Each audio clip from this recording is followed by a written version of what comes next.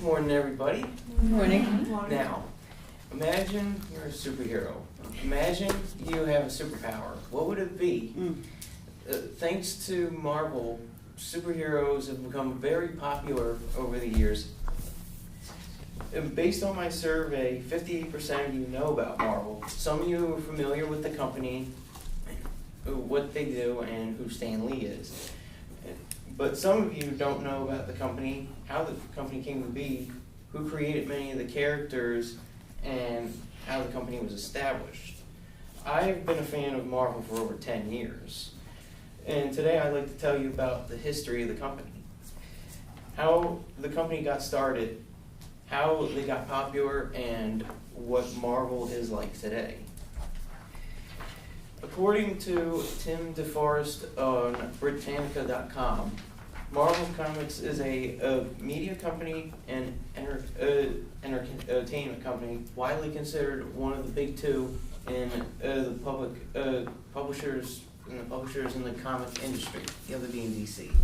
According to the same site, Marvel was founded in 1939 by Pulp magazine publisher Martin Goodman.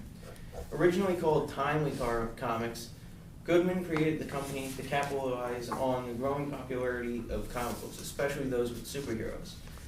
Timely's first comic was called Marvel Comics #1, which was released in October 1939, which featured characters such as Human Torch and Submariner. Timely Comics introduced many of its characters during the golden age of comics in the 1940s, most importantly Captain America. Cap first appeared in Captain America Comics #1 in March 1949. He, along with many other characters at the time, were seen were portrayed fighting the Nazis or the Japanese even before the U.S. entered World War II.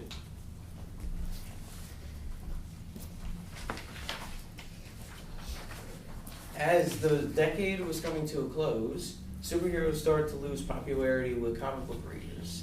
With the war over, superheroes were lacking in villains to fight, which contributed to the temporary decrease of the superhero market and the rise of other genres, says IGN.com. Timely canceled their last book in the superhero genre in 1950. In 1951, Timely was renamed Atlas magazine. Though there was a brief experiment in bringing back superheroes in 1953, they mostly focused on other genres, such as westerns, horror, war, and science fiction. It is said by ComicPress101.com that at the time, Atlas was under a political scrutiny due to some of the content in their books, and the Comic Code Authority was formed at the time to basically be a rating system for the comics. Tim DeForest on Britannica.com says that in 1956, the Silver Age of comics had started. Rival company DC started to reintroduce superheroes with a significant commercial success. In response to DC, Atlas decided to reintroduce superheroes as well. Atlas changed its name to what's now known as Marvel, and started publishing superheroes comics once again. In 1961, Stan Lee and Jack Kirby created the Fantastic Four, the first of the new wave of superheroes, according to Comic.com. Lee and Kirby would go on to create other characters such as X-Men, Iron Man, Hulk, and Spider-Man. Marvel's market share grew and became the #1 publisher in the 1980s, says Tim DeForest on Britannica.com. For several decades, Marvel was one of the top companies in the industry and became a publicly held company in 1991. However, in 1996, Marvel went into bankruptcy due to questionable management decisions and a general slump in sales in the comics.